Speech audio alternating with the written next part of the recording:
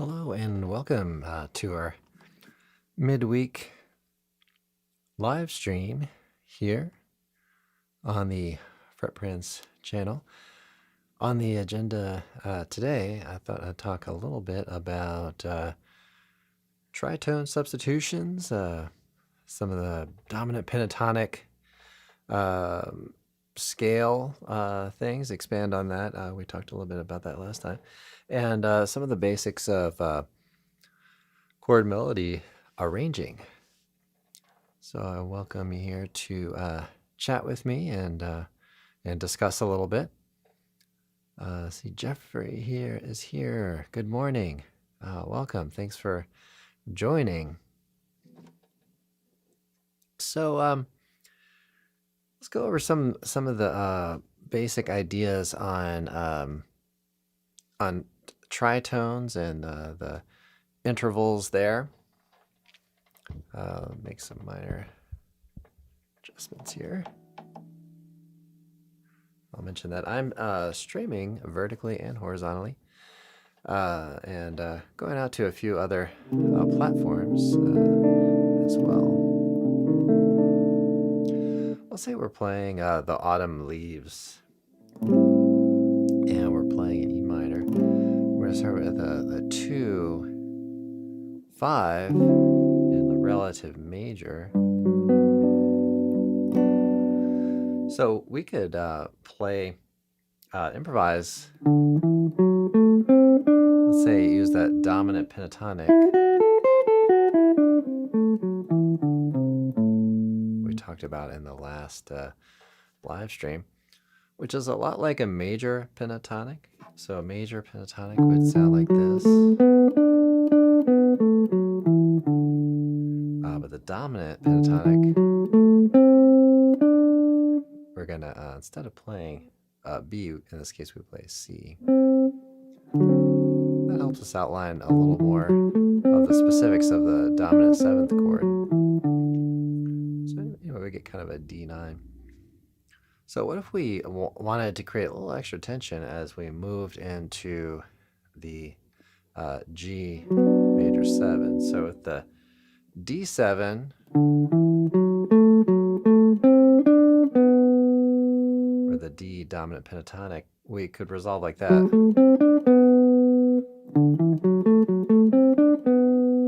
Right. But if we want to I'll dial things up a little bit. Let's say we have A minor. So let's play the A minor, D7 to the G, because that kind of follows the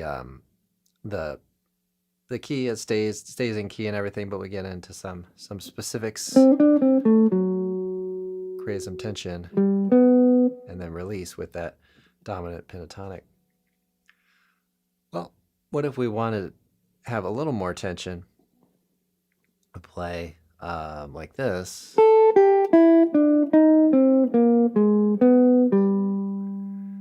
So what I'm doing there is instead of D dominant pentatonic, I'm playing A flat dominant pentatonic. And so that offers us a little bit more of an outside sound. It offers us some kind of enclosure sort of sounds as well, because if we have this from the A flat 7, right, then we can play a half step above and below the root note of the G. Another kind of cool concept is to use both of those too. So we have dominant D dominant pentatonic, just doing 4 out of the 5 notes, and then going to A flat dominant pentatonic, and then resolving to the G there.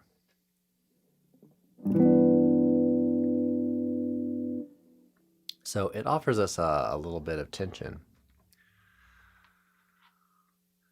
Okay, well, let's talk about liking and subscribing.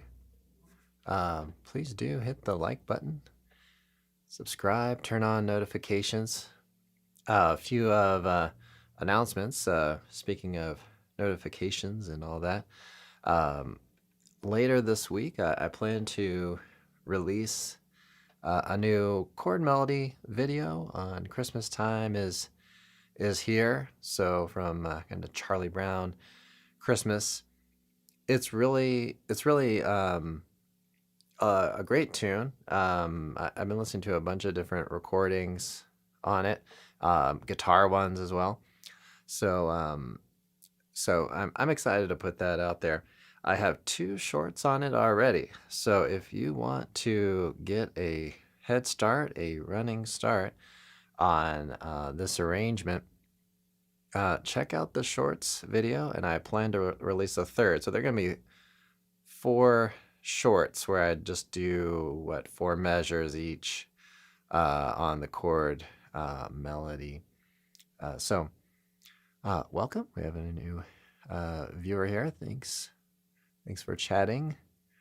All right, so check that out. So I'll release one later today, one on Thursday, and I think I'll have the full video on Friday. That's the plan anyway.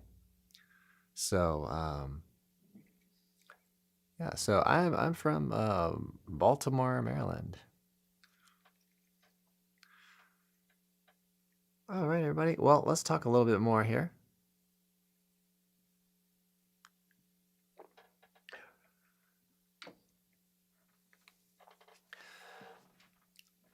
So, like I said, the cool thing here is that you've got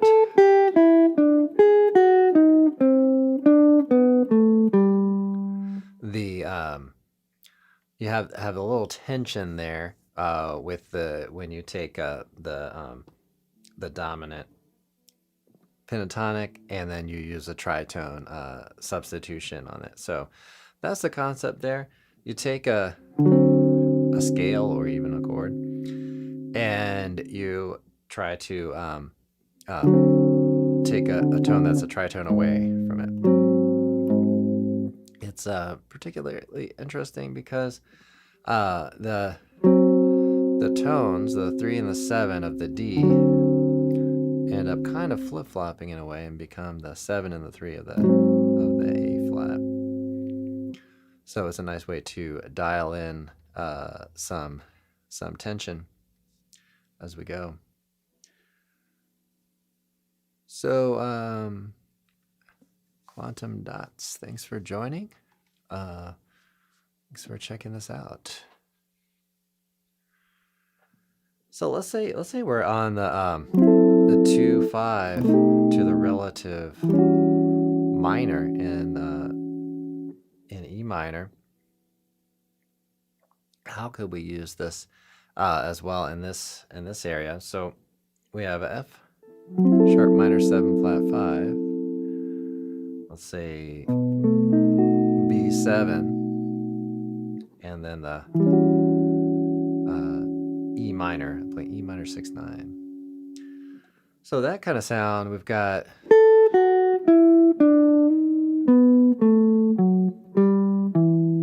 that would be a kind of good 2-5. That's very inside.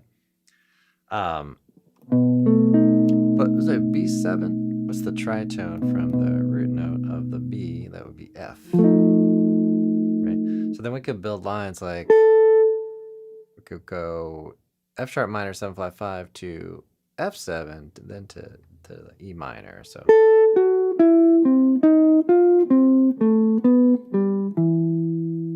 right. So we've got all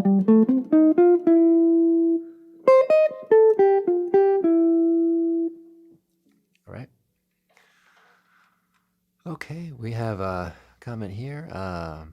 That guitar is gorgeous. Thanks. Gibson or Ibanez. It's an Ibanez. Ibanez. Let me get it on the screen here. Yeah, it's an Ibanez. If you can see the headstock at all, but yeah, Ibanez.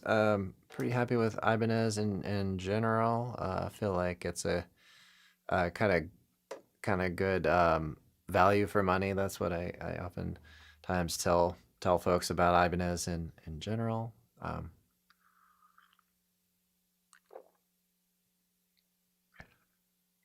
so I'm pretty happy with it. I think one thing, kind of relating to guitars and stuff on the on channel. This guitar just works really well as an all around instrument. So I think for the time being, I'm going to record pretty much everything on this and maybe do some of my Ibanez. That's more of a Les Paul style. I have one of those too. I am interested in doing hollow body kind of at some point, but um, we'll see when that's probably pretty far off in the future. But uh, yeah, I would say the Gibson prices are um, yeah, maybe a little high. I have a student who's got a custom shop, and it's like really an amazing instrument. Um, so yeah, all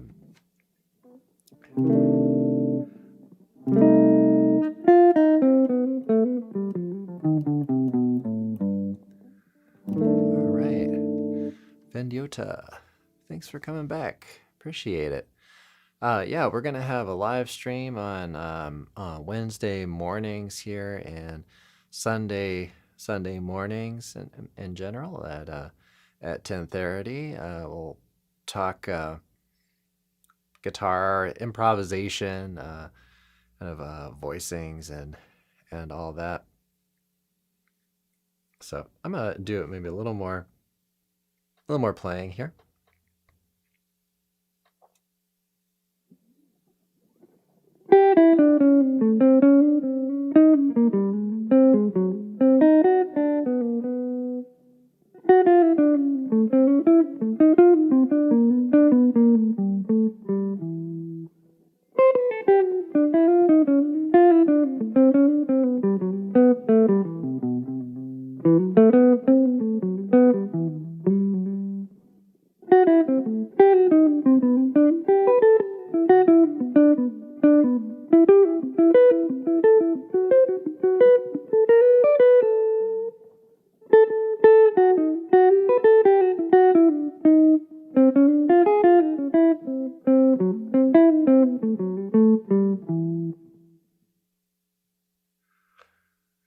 So, building in a little bit of some tension into the progression by using some of those tritone substitutions that apply to single lines. So you can use arpeggios. You can use um, kind of those dominant pentatonics I was talking about.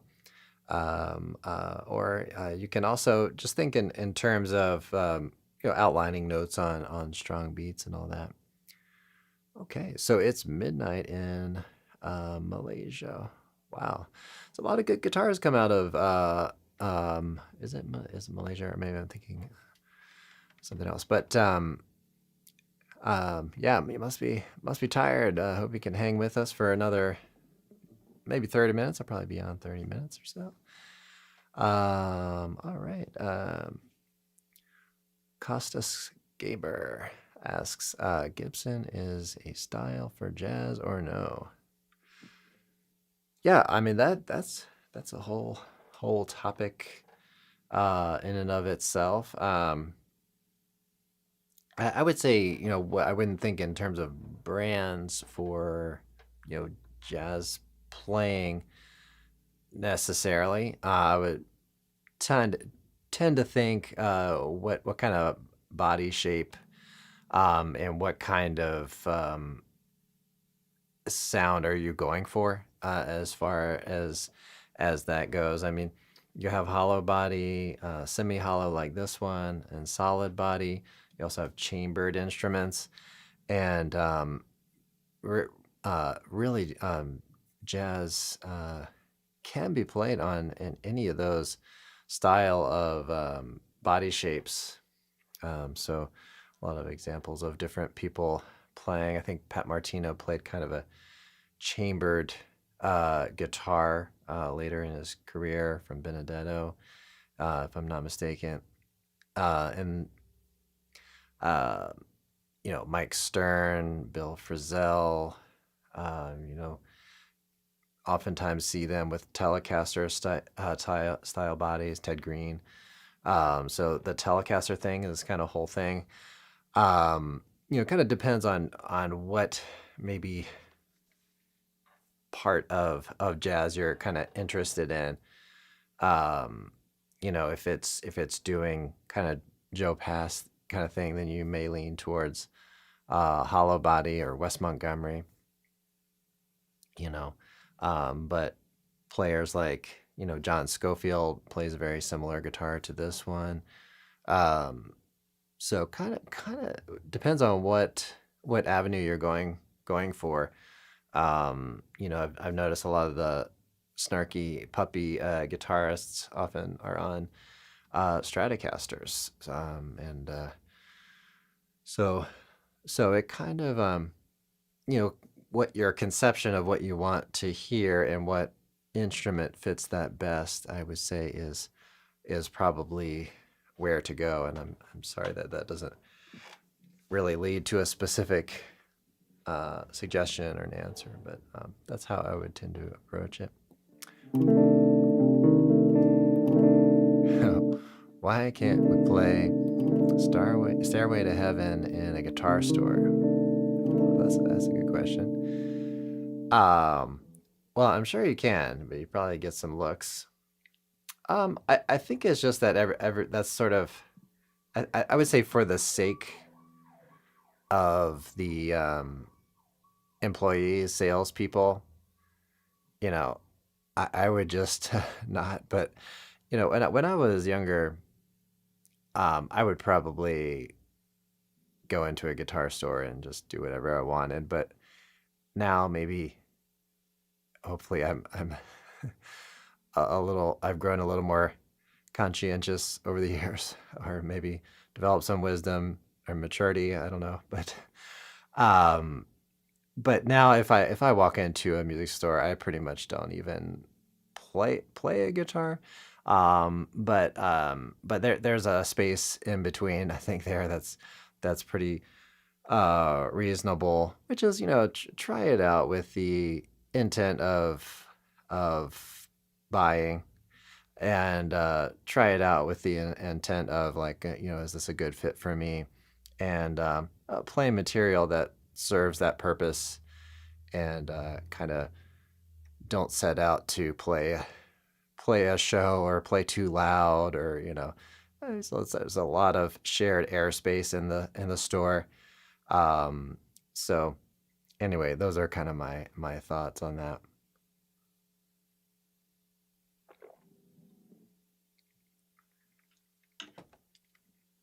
Also, if you do play Stairway to Heaven, make sure you can really nail it.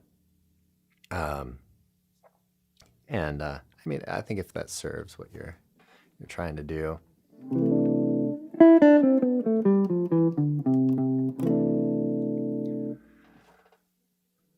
Okay, so we talked a little bit about the kind of the basics um, of the tritone and the tritone substitution, and maybe we'll come back to that. Let me know if you're interested in that. But putting together chord melody, that is another area that I'd like to talk a little bit about today. So we've got another comment: Stairway in a guitar store. I won't even play it on the radio anymore. It's a really I mean, it's a great tune. I've taught it a bunch. It's a classic. It's um, really cool how it builds and everything. Um, but yeah, guess it guess it is what it is. I think it is a pretty awesome tune. But maybe it got overplayed. All right, so I'll mention too. I am offering private lessons. And I have a really quick, easy sign up, a link in the description. You can actually schedule your time right then and there, and it will send you a link to the online meeting, and we will just simply meet at the time that you signed up for. So pretty cool. Check that out in the description below. And of course, you can contact me as well about that if you like. All right, let's talk about chord melody. I put together some a podcast a couple of days ago on sort of the concepts of developing a chord melody as it relates to Christmas time is here. Jeffrey says he'd like to hear more about the tritone substitution. Okay, great. So I will definitely get to that. So, the chord melody, one of the biggest issues there, I would say, is to know chords and chord inversions, and be able to take any note and say, well, that relates to the chord like this, in this way or something. So if you had the autumn leaves, right? We want to know how this note relates to A minor, right? Right. So we have the flat third of the chord. So it's the minor third of A minor. And then how do we, let's say the chord's A minor. The note is C, right? How do we kind of put that together? So an awful lot of voicings are either what are called drop 2 or drop 3 on the guitar, right? So when you go to play this, especially if you're looking at maybe creating something on the first string, harmonizing that, then try a drop 2 type voicing. And what happens is when you know the inversions of these, the root position ends up with the third respective to that chord. Third inversion has the root on top. Second inversion has the flat 7 on top. And then the first inversion has the 5th on top. So if you can kind of memorize those things and get comfortable enough with that, then you can kind of play it. So for example, if I go to G major 7, then I know it's root position, drop 2, that's going to give me the third, right? And then all the other chords, so still root on top for third inversion, third on top for root position, 5th on top for first inversion, and then the 7th on top for the second inversion, all that. All right, everybody. So that's a little short summation of creating chord melody. You have melody, you have the chord, and kind of squishing those together. So next up, we'll expand a little bit on the tritone substitution and all that. I'll mention I have one PDF available on the channel, on the store here. So check that out. It's the C minor drills. I think you'll get a lot out of that. And I have a video on C minor blues, and it's all about being able to play and outline changes on minor blues, but it will translate and help you out with all sorts of things as well. Okay, so I see we've got more comments, and I'm going to come back to those just as soon as I talk a little bit about the tritone substitution. Why don't we relate this to chords, right? So let's say we're in let's say we'll we'll stick with autumn leaves here. So if you've got a D9,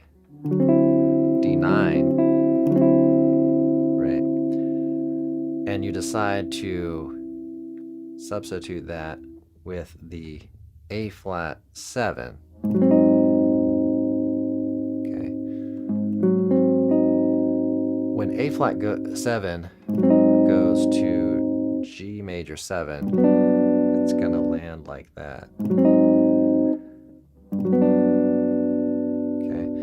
When D9 goes to G7, it's going to land like this. Okay. So both offer us some tension, but the kind of the appeal of the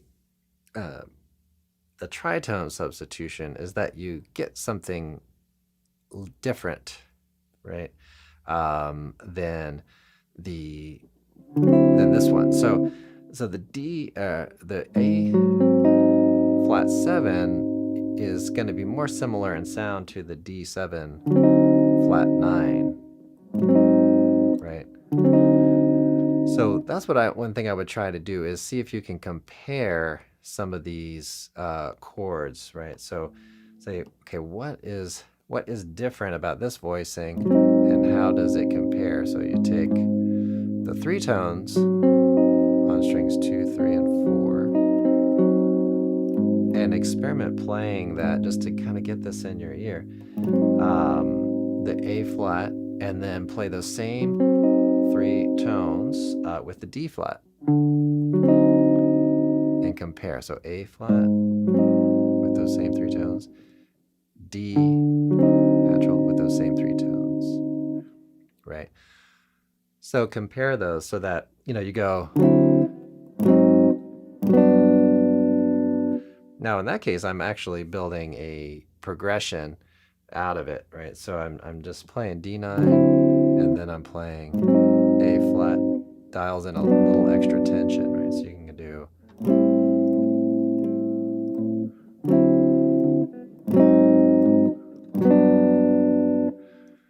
So then I'm actually kind of using both, and the contrast there really helps to propel things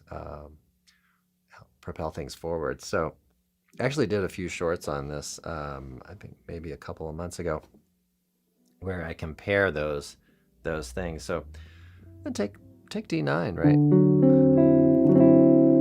And then compare that, keep these same 3 notes on strings 4, 3, and 2, and then compare that, put the A flat and let your ear kind of absorb that. A flat, D natural, right? So, and then kind of go through and do that with different chords. Take things that you're really comfortable with and know well, and then see if you can find the tritone away from the root note that you're working with. So let's say A flat 13. So we have A flat 13. Take the A flat, replace that with the D natural. I have to rearrange the fingers a little bit. Keep strings 2, 3, and 4 the same. You see, oh, okay, D sharp 9. So that's kind of a cool thing, and you can do this to effect. It's almost like being a bass player in a sense, because if you played a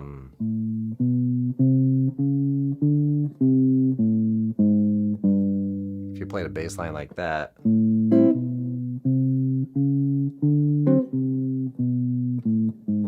right, or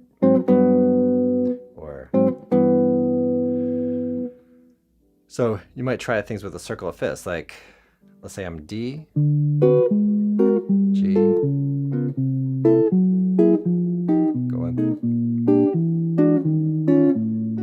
just going through the circle of fifths. And you're just kind of going, so that would be D13, and you're trying to go to G9, right?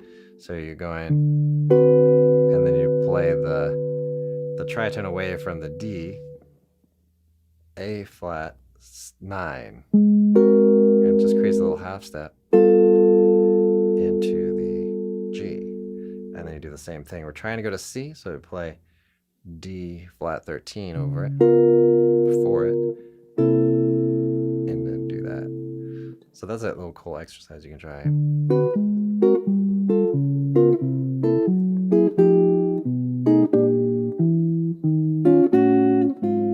So that you can create a little bit of tension, circle of fifths. All right, so Vendiota says, I'm trying to learn playing chord rock. I'm not sure if it's correct name. Maybe you can elaborate more on this. Is there any variation to this type of chord? Chord rock. I'm not sure what you mean. I'm going to take a guess at it. And then Levi, thanks for joining in. So I'll get to your question here in a moment. But I'm just going to take kind of a guess at what you are asking about, because I'm not exactly sure on that. But so if you're doing a rock tune, oftentimes it's going to be what are called power chords. So those have a root and a fifth to them, and no third. So that often really works for heavier music, especially distorted guitars, because it seems to ring nicely with distortion. Levi asks how to use arpeggios on jazz solos. So great. Arpeggios are going to be a great way to outline chord changes, right? So the one area there is to see if you can work in some maybe voice leading into it. So if I have an A, let's say we take Autumn Leaves for an example. So if I take an A minor 7, D7, G, C, F sharp, half diminished, D7, to E minor.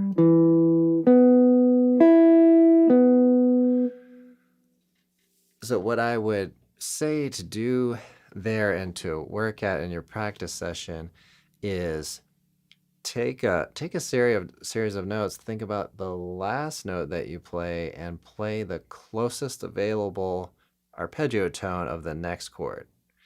That will help you to connect your lines and to build lines, because you don't really want to sound like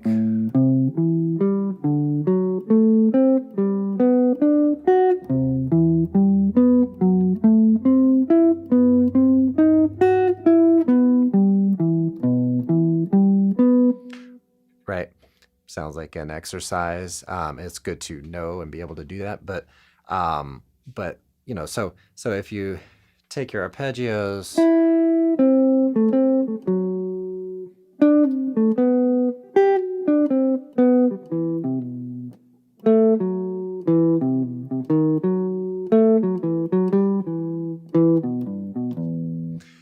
and see if you can kind of string together lines that move through the progression. That would be a great way to play arpeggios. I would say when you go to perform and play, you're going to be playing more like you would be conversing, right? So more like language. So you just want to, in your practice session, learn the arpeggios and hear how inside those are as you play, and then get a sense for some tones that are outside of the arpeggio. Give it a little more color, because it's gonna be just playing arpeggios is just going to be kind of one dimension of things. So, um,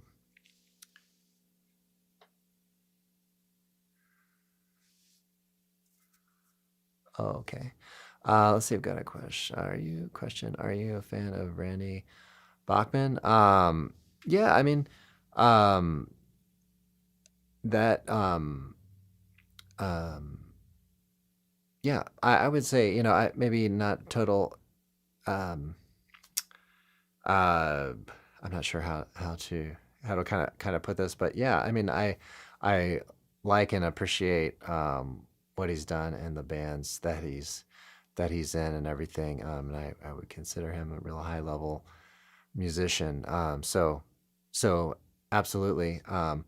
But as my kind of my personal interest, I oftentimes listen to, um, maybe folks more in the jazz arena or rock arena as well. But I really appreciate all forms of music, and any guitarist who has made it, to that level um, is I would say, yeah, I would be a fan. Um, so let's see what we have here. Uh, Matthias asks, how do you work on triads? Okay, great. I'll talk a little bit about that. Um, Levi says, thank you. How can you use the relative minor on major 7 chord on improvisation? So maybe I'll cover that real quick, and then I'll go over to triads. So let's say you're in, well, let's stick in the key of 1 sharp. So let's say you have G. So if you play the relative minor over the G, you're going to end up with kind of a 6 sort of sound, which is gonna work. It's going to be very close to the chord. It's going to be very consonant. The 6th is a consonant sound, and it's often used for tonic major chords anyhow. So playing an E minor 7 over the sound of G will be very, very much compatible. How do you work on triads? So triads are cool. Triads are great. I mean, this all of these things are great.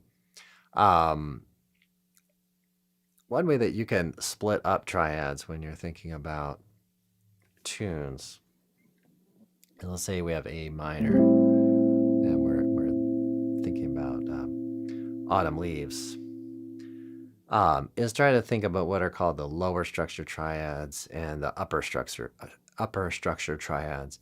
So I'll talk kind of in extremes about that, so to create somewhat of a clear kind of delineation. But this also gets into the arpeggio playing. So if you have an A minor 7, okay, we actually have 2 overlapping triads here. So one thing you kind of do is play A minor triad. You can play a C major triad, and then they share 2 notes, right? They share the C and the E. Now, if the bass player is playing A, then you can focus on the C, right? So you'll end up collectively between the 2 of you, the bass and the guitarist, with A minor 7. So you're kind of playing a C major triad. Bass player is playing an A chord. They're playing the root note. So then you get the A minor 7. And then there are these tones that don't fit into the chord, but can give you some tension, right? So there we can think about B minor, right? So build a B minor triad, and then that could give us a little tension with our sound. Sorry, B minor triad. And you can weave those back and forth. So you might play what's sometimes called a hexatonic scale or do triad pairs. So you're thinking B minor, A minor, B minor, A minor, B minor, and then A C. So sorry, let's do B minor and C. So B minor, C, B minor, C, B minor, C, right? And then just kind of weave those back and forth. So I would try to experiment with some of that, and even try to play a little bit on just one chord, and loop a chord, or play play with a backing track and just loop that one chord or just that one chord, and just get into that change and get an idea for the for the tensions between those two. You can also go every other note in a key and try to go through and get a sense for those triads. So just take 3 notes.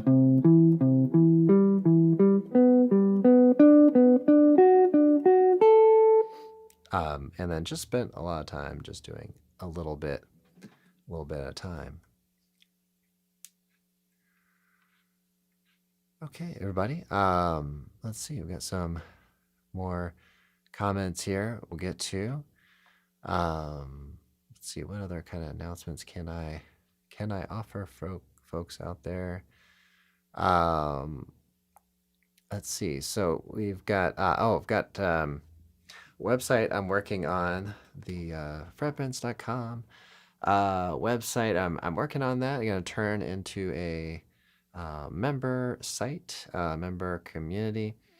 So visit there, go join my email list, and we're going to build some things there. I've got some great ideas for that. We're going to do live streams and workshops and kind of webinar style, and I'm going to have exercises and stuff to do, as well as the Fretprints app.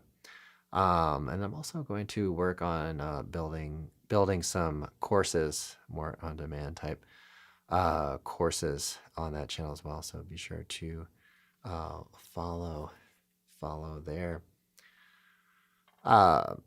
All right, so we've got a question about pentatonics. I apologize if I don't understand the language exactly, but I've got a sense you want to talk about pentatonic scales. And I talked a little bit about those earlier. Kind of a cool thing there too is to think about how we can alter pentatonics to fit our needs. Earlier we mentioned a little bit, Levi asked about relative minor on the major 7 chord. So E minor pentatonic would be a great example of that. Apply the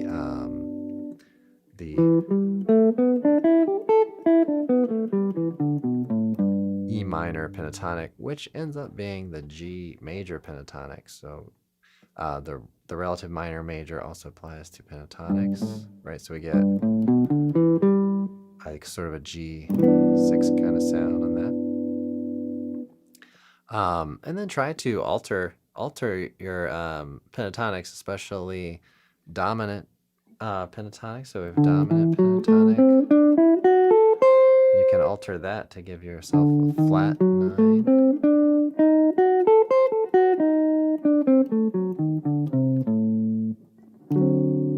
Right.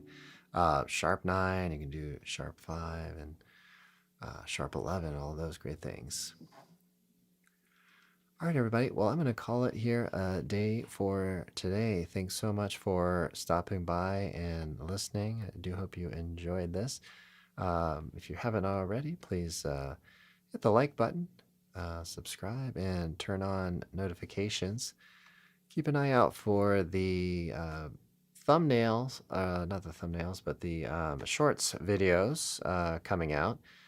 We're going to do at least two more this week on the chord melody for Christmas time is here. And then look out for the full version on Friday. Should be out on Friday, putting that together. All right, everybody. Thanks so much. And I will see you all in the next one. Have a great practice session.